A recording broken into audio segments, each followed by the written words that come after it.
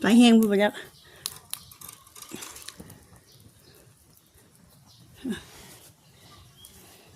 เงินก็เขาอ่ะสบายดีจ้ะนะส่งใหม่ๆนี่เอาเองตังเองบ่ใส่เบิ่งเนาะแล้วก็อ่านทางบรรหารโทรศัพท์ดีเขาไปปรึกษากับเราแล้วก็ไปลงทะเบียนเมื่อวานนี้พวกแฟนของเอื่อยนั่นแหละแล้วก็เป็น YouTube คือกันแล้วก็เลยว่าเบิ่งอันนั้นให้แล้วว่าโอ้เบอร์น่ะเขาเอาเบอร์เขาแล้วมันก็เลยลงทะเบียนบ่ได้เขาก็เลยไปสลักหานี่ตั้งซ่องใหม่ประมาณมื้อซื้อนี่คือเมื่อวานนี่สองพี่น้องสู่ชีวิตนะพ่อแม่น้องเมื่อวานนี้ฝากติดตามน้องเมย์หน่อยเด้อเดี๋ยวเนาะตอนนี้ผู้ติดตามกะหาก็ได้35 คนพ่อแม่น้องวิดีโอกะหาก็ได้หารายการอัน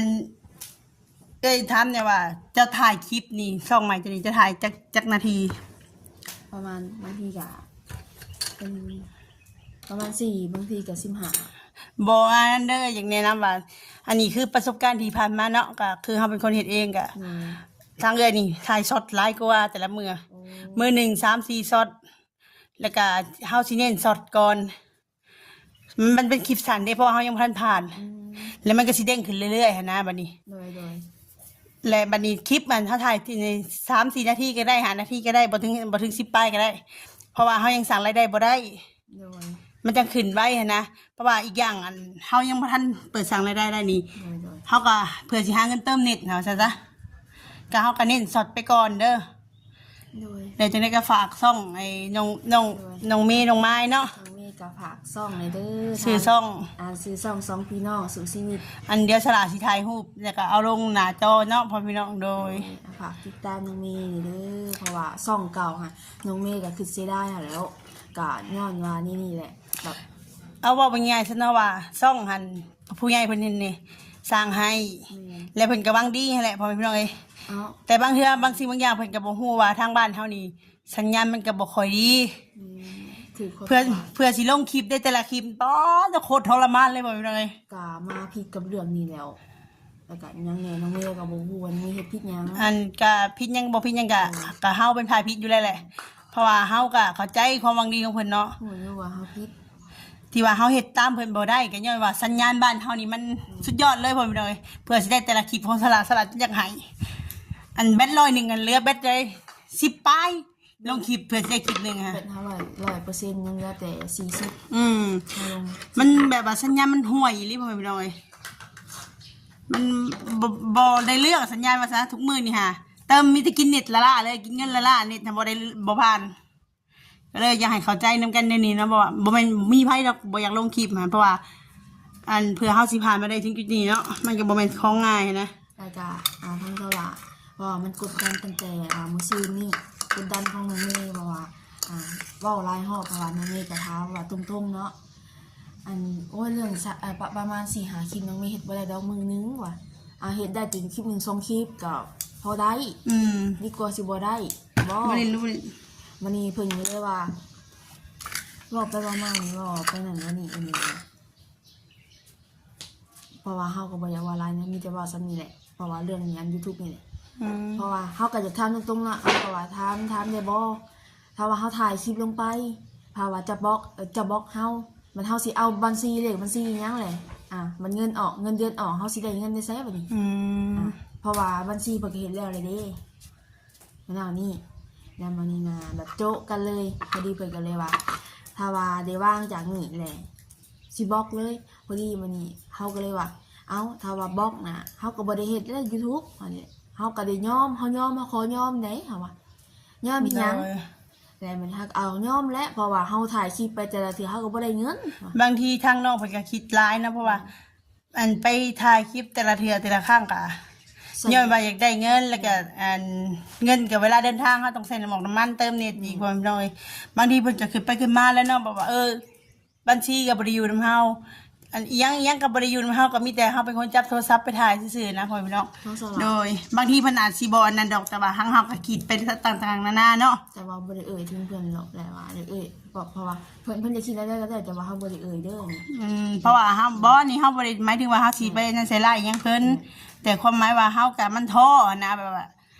มันถ้าว่ามันมีอยู่ในโตเฮาเองมือเฮาเองอะมันก็มีกำลังใจสู่ต่อนะเป็นพอไปถ่ายได้แต่อันนี้บัดแนมหายังก็ยังได้บัดมาเบิ่งสัญญาณก็ไผสิบ่อยากถ่ายคลิปลงเพิ่นพี่น้องสลากก็แฮงอยากถ่ายอยากลงให้มันไปจวดบัดเดียวแต่มันบ่จวดให้เลย มันบ่ได้ดังใจเลยบางเทื่อก็ยังจนอยากถ่ายจนอยากอันโทรศัพท์พุ่นเลยพี่น้องเอ้ยย้อนว่าสัญญาณนี่แหละเห็นบ่มือหนึงเดี๋ยวนี้แฮงได้มือละคลิปมันบ่แม่นว่าบ่ลงเด้อลงตั้งแต่เช้ายันสวยยังบ่ได้ครึ่งหนึงก็ยังบ่ขึ้นเลยแล้วกันอยากฝากไปทางกันยังก็ช่วยอยู่ดีหอกอยู่เที่ยวยังรักหามันปรับสัญญาณให้มันดี ไม่ใช่รักหายนะคะเปลี่ยนมาใส่เลย ๆ แม่นรักหาก็คือกันรักยังคือกันตอนนี้ฮะเขาเฮ็ดสัญญาณแบบบ่ได้มาตรฐานหั่นนะ สละ อัน มือกระติ้งงงๆ ได้เอาของเขามาอันนั้น เอามาตั้งก่อนก็ได้เอาฮอดใช้อะไรเมื่อกี้นี่เฮา อันน้องเมย์กะขอโทษขออภัยถ้าว่าน้องเมย์ผิดเพราะว่ามีแต่น้องเมย์เลยผิดเพราะว่าน้องเมย์ก็บ่อยากดูแบบบ่อยากอันว่าเพิ่นผิดคนเดียวนี่ บางทีบ่แม่นดอกทางน้องเมย์เพิ่นก็บางเทื่อน้องเมย์เพิ่นก็บ่อยากรับปากว่าให้ได้มื้อ1 3 4คลิปหั้นนะเพราะว่าจังได๋เพราะว่าเฮาว่าจะพยายามเฮ็ดแต่ว่าเอ้าคือเฮ็ดบ่ได้ อันสาเหตุที่ว่าเป็นหยังคือเฮ็ดบ่ได้ก็อันนี้หั่นสัญญาณอีหลีพ่อพี่น้องเอ้ย เพิ่นบ่แบบเพิ่นบ่อยากเชื่อหั่นนะ แม่น สัญญาณ ของสลากก็เคยมีแบบนี้เนาะ ถ้าว่าดีอันเห็นคลิปนี้ก็ฟังทั้งสลาเว้า โด เนาะ ย เพราะว่าสลาเพิ่นก็ถือคือการเรื่อง เพราะว่า FC หลายคนก็สลากคือบ่เห็นลงคลิป อันสลากก็ว่าลู่ลงเลยเด้ก็ลงพยายามลงอย่างสุดความสามารถเลยพ่อพี่น้องเอ้ยแต่ว่าพยายามได้ก็สัญญามันบ่ให้อันผู้เฮานี่เนาะผู้เป็นหัวหน้าครอบครัวเป็นเสาหลักนี่แฮงใจร้อนแล้วแบบว่าอยากให้คลิปลงไว้แล้วเฮาได้ถ่ายคลิปอื่นลงแล้วเฮาก็มีเงินสะสมเข้ามาเลี้ยงครอบครัวนะแต่มันสัญญามันบ่ให้อีหลีพ่อพี่น้องเอ้ยถ้าว่าไผใช้หลักเก้าหรือหลักหานี่สิฮู้ดีว่ามันเป็นสัญญาแนวใดสัญญาณนะ บ่เคยใส่ลักเจ็ด บอกเคยใช่ ลักเจ็ดก็สิเป็นอะไร นั่นแหละ มันโอ้ยซิมแพงเดียวนี่ค่ะ ว่าเขาซื้อซิมหาละ40ปลายถ้าว่าซื้อซิมลักเก้านะโอ้ยแพงกว่าลักหาเลย อันที่เราเจ้าหัน100,000บอกหรือ80บริลุกเลย นี่แหละ70 ลงทะเบียน ไปลงทะเบียนนะพี่ได้บ่เฮาไปลงมาวันนี้ 80ฮะ บ่ จะหาเหรอ หาไปลงฟรี เอาเอ้ยลงเองหมดเลยเด้ อืม โอ้ยลูกเอ้ยบอกเลยนี่ไปเลยโอ้ยลูกเอ้ย แล้วก็ ขอให้เอเมลว่าหรือเอเมลว่า แล้วก็น้องเมย์ก็มาอธิบายนี่คลิปทางสลาเลยน้องเมย์ก็ขอบคุณกับคุณทั้งเพิ่นคือกันที่ว่าสุดสวยที่ให้คำแนะนำที่ให้คำปรึกษาให้น้องเมย์ให้เรียนรู้ขอบคุณกับคุณหลายๆเด้อแล้วก็ขอโทษขออภัยที่เฮาเฮ็ดอีหยังผิดก็ขอโทษขออภัยหลายๆถือว่าเฮาบ่เฮ็ดก็ตามเฮาก็สิขอโทษโดย โทษเพราะว่าเขาก็ขอโทษอีกที่ว่าเขาบริหารปากเรื่องมือหนึ่งมือละ3-4คลิปมันบ่ได้เด้อเพราะว่ามันเป็นนำสัญญาณทางสลากคนก็ฮู้ดีมันบ่สลาก แม่นเพราะเขาก็ใส่เน็ตคือบ้านเฮาบ่คือใส่ไอ้เน็ตไทยได้ใช้เน็ตไทยหารายเดือนกับคุมเดือน แต่ของเฮารายเดือนเนี่ยคุมอาทิตย์2 อาทิตย์ทันลงคลิปค่ะแล้วก็สัญญาณก็ห่วย แล้วก็บอก FC เพราะว่าย่านแบบว่าน้องเมย์คือบ่ลงคลิปเพราะว่าซ่องตัวนั้นก็ปิดไปแล้วเด้อเพราะว่าซ่องเมย์มาคือมันดองน่ะปิดไปแล้วแล้ววันนี้น้องเมย์ก็เลยสร้างซ่องใหม่ซ่องพี่น้องสู่ชีวิตเด้อฝากติดตามน้องเมย์หน่อยเด้อพ่อแม่ป้าลุงหรือว่าทาง FC เป็นกำลังใจให้ทางสองไอ้น้องอันทางนั้นคือบ่มานั่งน้ำเอื่อยเนี่ย มาไอบอก FC นำกันสองไอ้น้องก็ ฝากติดตามหน่อยเด้อทางซองเนาะ น้องเมย์น้องไม้ไอ้ซ่องน่ะก็คือได้ปิดตัวไปแล้วเนาะพี่น้องก็ยังแต่ซ่องใหม่ของน้องเพิ่นทั้ง2 คน2พี่น้องสู่ชีวิตพ่อแม่พี่น้องเอ้ย เฮาก็คิดเสียดายเงินที่ว่าเติมไปหั่นนะสุดท้ายมันก็บ่ได้หยัง ก็คืออันนี้บอกเฮาสั่งซองเฮาสั่งเองก็เงินเฮาก็ต้องหาเติมหั่นนะแต่อันนี้เป็นซองของผู้ใหญ่เพิ่นสร้างให้แต่ว่าเฮาก็เฮ็ดหยังบ่ได้ว่าซั่นซะได้แต่ถ่ายกับเติมก็จังได๋ก็สู้ๆหั่นแหละมีแต่สิเบิ่งว่าเฮ็ดหยังได้ในแล้วซ่องจ้าเบิ่งเป็นช่องสาธารณะเลยบ่เพิ่นเฮ็ดให้เลยบ่ ในห้านนะ มีแต่ว่าให้อ้ายนะเพิ่นเข้าระบบเฮา อืม เพราะว่าเราก็เป็นยูทูบเบอร์ ก็แสดงว่าเป็นเฮ็ดช่องเป็นช่องสาธารณะแล้วอันนี้ฮะ อ๋อเพิ่นเห็นแล้ว โดยการถ้าว่าบ่เป็นช่องสาธารณะนี่จะเป็นช่องอันนั้นเด้เป็นช่องที่ว่าบ่มีรูปเฮาเด้รูปเฮาจะบ่ขึ้น อัน นี่เนาะน้อยพี่น้องช่องของเพิ่นนี่ อันนั้น เดี๋ยวให้เบิ่งคักๆก่อนเดี๋ยวพ่อพี่น้อง นี่ FC เดี๋ยวพ่อแม่พี่น้องเจ้าอันนี้ใช้สองพี่น้องสู่ชีวิตเนาะเดี๋ยวสละจะถ่ายแล้วก็เอาลงให้เบิ่งพ่อพี่น้องจะได้ก็ฝากเป็นกำลังใจให้เพิ่นนี่เด้อน้องเพิ่นก็อุตส่าห์สู้มาแต่โดนเลยเนาะพ่อแม่พี่น้องก็ขอให้ผ่านไวๆเด้อทางน้องทั้งสองคนเนาะขยันช่วงนี้เฮาก็มีแต่ขยันถ่ายสดลงไปก่อนเนาะเพราะว่าเฮายังบ่ทันผ่านเนาะ โดย ตอนนี้ฮากา30ปลายคนผู้ติดตามเนาะก็ถือว่าฮากา3มื้อวานนี้เนาะ แม่ถ้าก็สั่งวัน ก็ถือว่าไว้เติบ น้อย พยายามแล้วก็ถ้ามีช่องใหญ่เข้ามาเฮาก็พยายามเข้าไปขอฝากช่องน้ำเพิ่น ทั้งสละFC เพิ่นก็ถามว่าเอ้าคืออันคือแบบทางผู้ใหญ่ที่ว่าทาง FC เนาะเพิ่นว่าคือเขียนเขาคือบ่ได้ว่าเซฟสื่อมันยังบ่ทันได้ฮอดเนาะยังบ่ทันได้ มัน ฮอด บ่ จุด มันได้ได้ถ้าว่านั่นน่ะช่องนั้นน่ะถ้าเขียนถูกฮะ อ๋อ เพราะว่าส่วนหลายก็ของเอ้ยก็ตอนนั้นก็เป็นแบบนั้นกัน โดย เพิ่นสิสงสัยเพิ่นสิใส่แบบตัวหนังสือบ่ถูกบ่หรือว่าเพิ่นแบบวางโต๊ะบ่ถูกหันนะมันก็เลยแบบว่าบ่อยากขึ้นหันนะ ส่องนี้ก็สู่ชีวิตก็คือสละแหละ เพราะว่าเมย์มามันก็หลายแล้วเนาะ โดย ก็เอาสองพี่น้องสู่ชีวิตว่าสิเอาแฝดทันแล้วยันมันนั่น อันเดียวสลากกับซีเซ่ช่องของน้องเพิ่นพ่อพี่น้องถ้าว่าอันไหนก็เข้าไปติดตามในช่องของสลากก็ได้เด้อพ่อพี่น้อง โอ้ยขอบใจทางสละด้วยประวัติสองเถื่อนี่แล้ว บ่เป็นหยัง โดย ทางเฮาซอยกันได้ก็ซอยเนาะ โดย เพราะว่าเฮาก็เคยลำบากนํกันมาก่อนพ่อพี่น้องแบบ ชีวิตเป็นจังได๋ได้ก็ต่างคนก็ต่างฮู้ก็ดีเด้อพ่อพี่น้อง ผู้ติดตามถ้ากับติดตามสละเนี่ยอ้าวมันได้ว่ะเขียนผิดโตวหนึ่ง ก็บ่ขึ้นบ่ บ่แล้วก็ว่ะเขาไปเบิ่งในเฟซจัง คันน่ะเฮาผิดหน่อยหนึงก็บ่ได้ได้บ่ขึ้นเฟซคือกันบ่คือภาษาลาวบ้านเฮาได้ภาษาลาวบ้านเฮาก็มันก็อันนี้อยู่แต่ว่ามันก็ง่ายเฮาเขียนภาษาไทยมันคิดยาก โดย บางทีเฮาว่าเฮาเขียนภาษาไทย แต่บางทีเฮาเขียนบ่ถูกเด้ อืม บัดเพิ่นสิพิมพ์เขากะทางผู้ใหญ่เพิ่นสิพิมพ์เขาเบิ่งเนาะบ่เพิ่นรู้ เลขของเราดิสองอ่ะ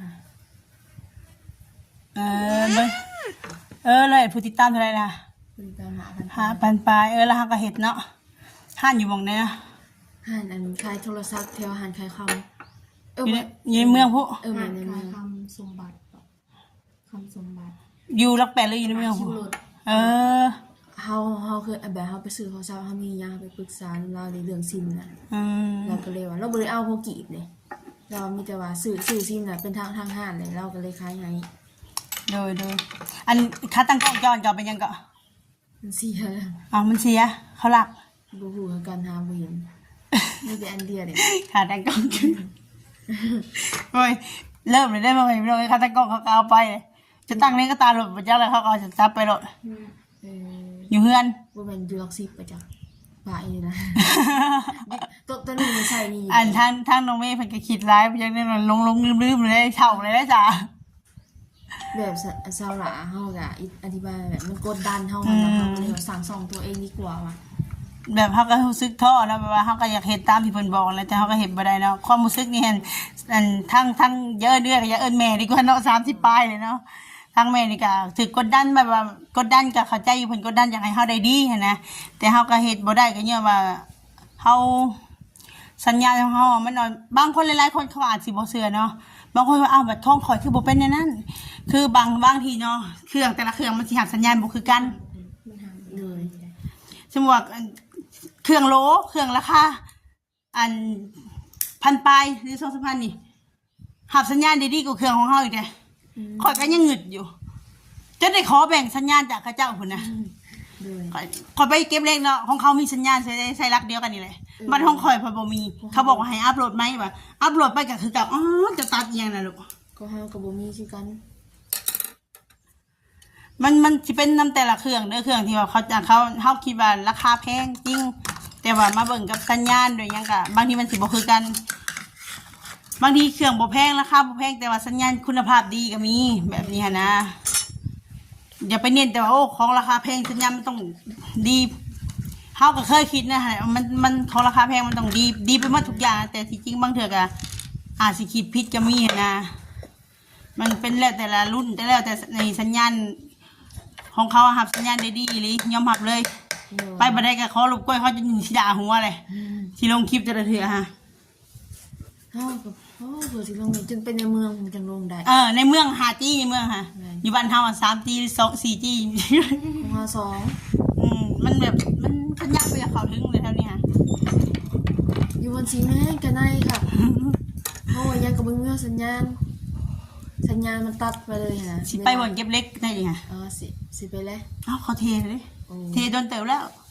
จากที่ทันบอกว่าจากเมื่อวานในประธานประตุนไว้หาย หน่อย พยายามสูตรหน่อย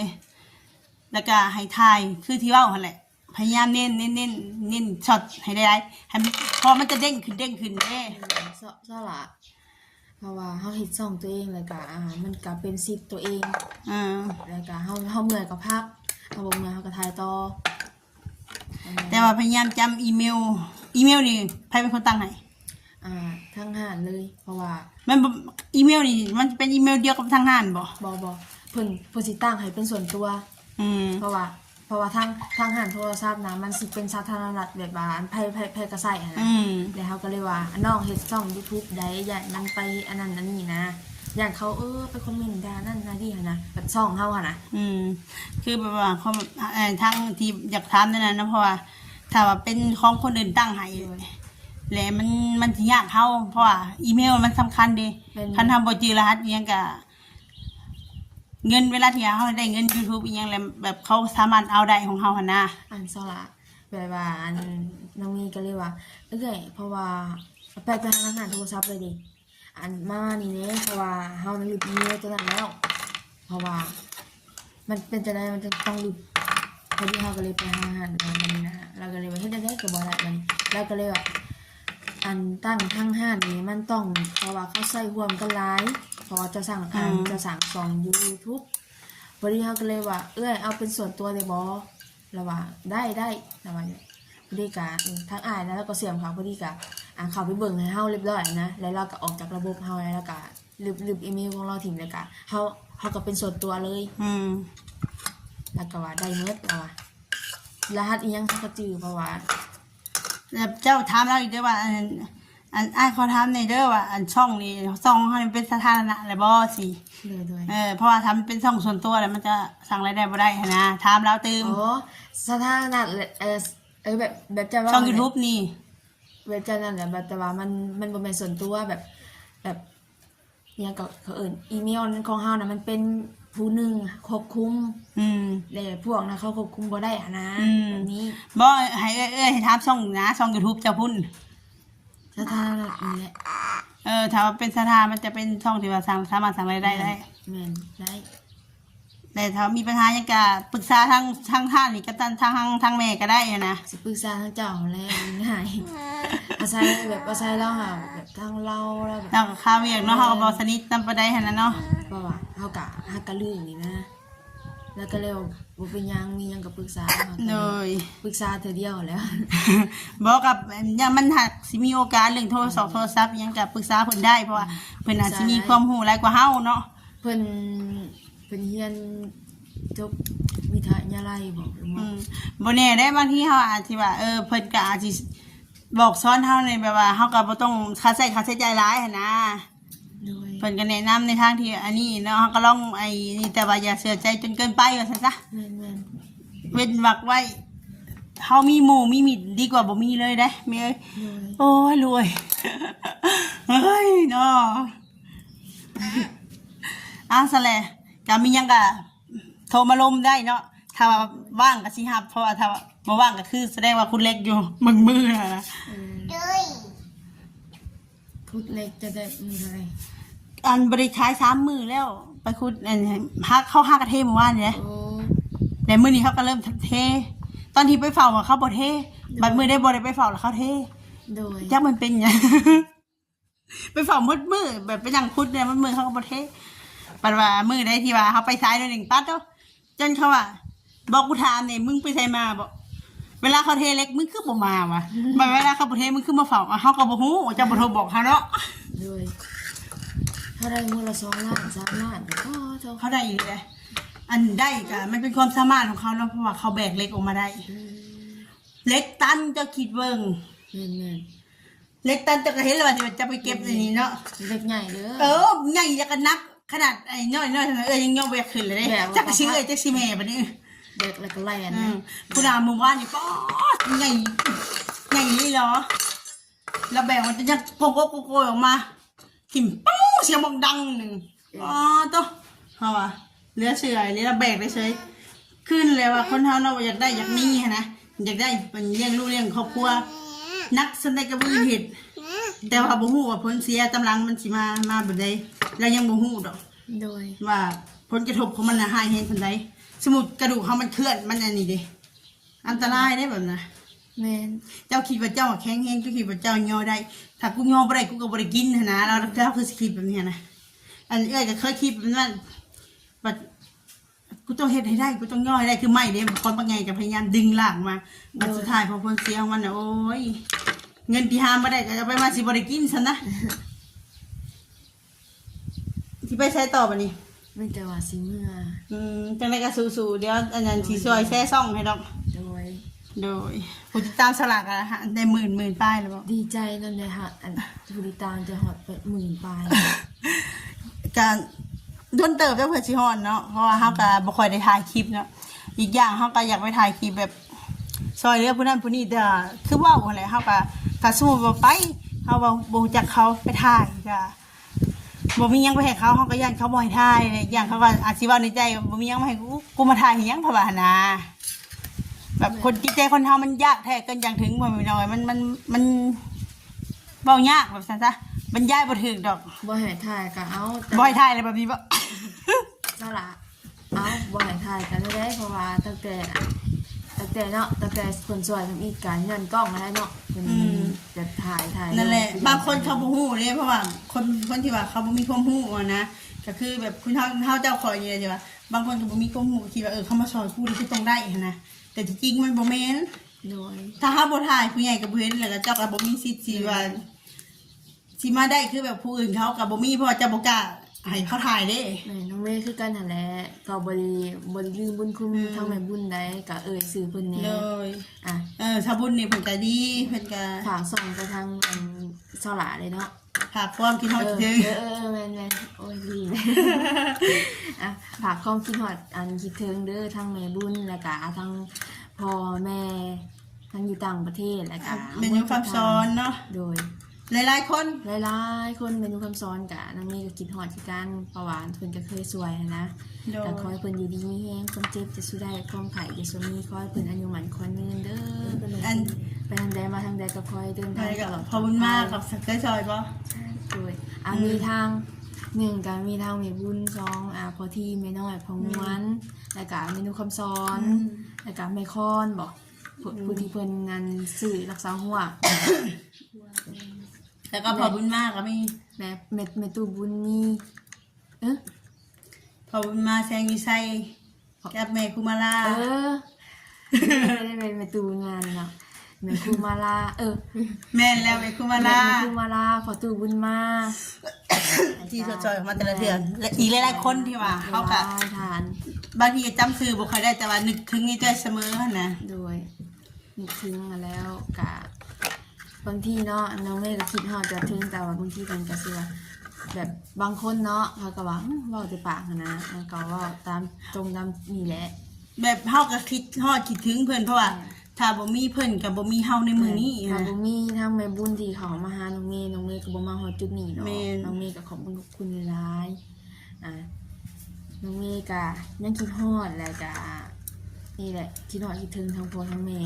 น้องเมย์ก็บ่ได้เคยลืมบุญคุณทางพ่อแม่เด้อ ผู้ใหญ่ใจบุญมาสุ แล้ว คน ก็ทางผู้ใหญ่ใจบุญมาทุกคนแล้วก็ทางแม่อาดง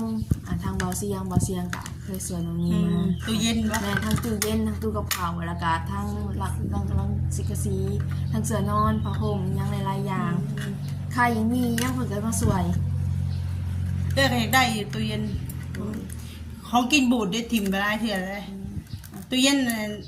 ห้องอีแม่มันเพแล้ว โดย ขอยังมาไว้ในเฮือนก่อนนี้ราคาไปถามมื้อนั้นละมือ2 2,500จากมือ2จากมือ3จากมือ4เลยแต่ว่ามันยังใหม่เด้2,500 มี2,000หา แต่ว่าโอ้ยเงินเดือนเฮาก็ยังบ่ 2,000หา ได้ ล้านป้าย ร้านป้ายเข้าใจอยู่แต่ว่าเงินเดือนเฮาตีได้แต่ยังก็ร้านไอ้2 ล้านนะ เออ มันบ่คืออันนี้คันได้เป็นก้อนคือเขาทีละ50 ล้านคืออยู่พอได้ซื้อ อ้าวเฮ็ด YouTube นี่มันได้ฮอดพุ่นบ่50ล้าน อ๋อลงทุนได้80 ล้านปุ๊ตะกี้ครั้งแรกเลย คือครั้งแรกของลงทุนก็คือตอนนั้นช่วงนั้นน้องกำลังดัง โอ้ นี่ 80ล้านพุ แม่นว่าแล้วก็อีกอย่างมันรายเดือนน้องบ่ทันได้ โอ้ แล้วก็เลยสะสมเขาเพราะว่าเพื่อช่องของเพิ่นสิอันรายได้สิอันน่ะผ่านเกณฑ์อิหยังนะก็ผ่านไว้อีกดอกแต่ว่า เรื่องเงินที่ว่าเพิ่นสิได้รับมันยังช้าเพิ่นที่ว่าเพิ่นยังบ่ได้ยืนยันตัวตนอิหยังนี่แหละนะมันนี่มันก็เลยสะสมเขามันก็เลยได้ร้ายนะเจ้าว่าได้ช่องใหญ่ได้หมดได้ร้ายได้อ่ะสำหรับเฮามันสิว่าได้ร้ายแต่สำหรับช่องใหญ่เพิ่นก็ภาระร้าย โดย เพิ่นก็คือว่าอาจจะเป็นว่าน้อยนึงหั่นน่ะ เพราะว่าเพิ่นได้เข้ามาก็สิเข้ากับช่อง อืม โดย ก็คือสำหรับเฮาโอ้คันได้เป็นหมื่นก็ดีใจเลยกระโดดรถเต้นเลย น้องเมฆอะฝากช่องมาเบาเสียงแล้วก็เบาบุญบนปาน แต่ว่าอันนี้มาใหม่เลยเนาะก็ มาใหม่ มีแต่ถ้าฝากใหม่เท่านั้นแหละ แม่น เพราะว่าทางน้องไปก็อยากถ่ายคลิปให้พ่อแม่พี่น้องได้เบิ่งได้ชมชีวิตประจำวันของเพิ่นเนาะวิถีชีวิตของสองไอ้น้องแต่ละมื้อแต่ละเว้นหั่นนะ ๆโดย แต่ว่าใครมีหยังให้ไปซอยเพิ่นนะพอดีก็ไปถ่ายก็ถ่ายให้เบิ่งนี่น้องเฮาเห็นคนลำบากเฮาก็อยากซอยอยากถ่ายให้พ่อแม่พี่น้องได้เบิ่งได้ชมนะแต่ว่าบางเทื่อเฮาก็ถ่ายบ่ได้เฮ็ดบ่ได้ก็ขอโทษขออภัยหั่นแหละ แม่นๆเพราะว่าน้องอันนี้กับน้องเมฆก็ยังบ่ได้ตกลงนํเพิ่น เพราะว่าเฮาก็เอาความสมัครใจของคนที่เฮาสิไปถ่ายเฮาต้องถามเขาก่อนว่าเขาให้ถ่ายบ่นะ เพราะว่าเฮ็ดใหม่นี่นะคลิปยาวนี่8นาทีเนาะ บ่ฮอดนั่นก็ได้ ฮอดประมาณ4นาทีก็มี เพราะว่าเฮาเอาใช้ให้ผ่านไว้ให้เด้งหั้นนะ โดย ให้เด้งขึ้นแล้วก็เฮาก็สามารถแบบว่า ผ่านเกณฑ์ไว้แบบนี้แหละ โดย แต่ถ้าเฮาไปถ่ายนานนั่นเวลาเพิ่นก็ยังบ่ทันอยากเบิ่งบอกว่าเพิ่นก็ยังบ่ทันฮู้ช่องของเฮานะ โดย แต่ว่าเอาเน้นสั้นๆไปก่อนเลย เอาแบบมีสาระใหม่ๆซ้อนหมู่ได้แต่ตัวเองบ่มีสาระเลยเด้อ นี่แหละ พยายามอยากอันนั้นเด้พยายามอยากสร้างคอนเทนต์ใหม่ๆแต่ว่าเฮาก็สร้างบ่เป็นนำปัดคิดที่สร้างมาเกินตัวเองเลยเด้ สร้างบ่ได้ จักดิ สร้างคอนเทนต์ สร้างไม่ได้สร้างคอนเทนต์